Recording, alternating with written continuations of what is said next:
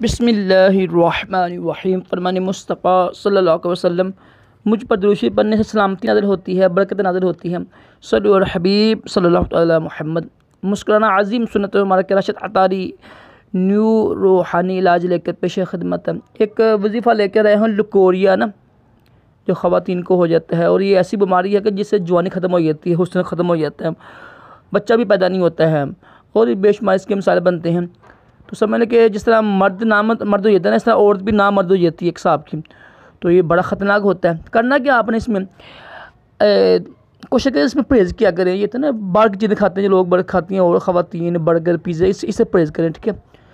परहेज़ के साथ सुबह खाली पेट ना, यानी नाश्ते के बाद, मर्ज़ी आपकी, नाश्ते के बाद या खाली पेट 3 अंजीर लेके ना, 3 अंजीर नाश्ते में करने हैं आपने, चाहे नाश्ते के खाने के बाद गा लें या पहले गा लें।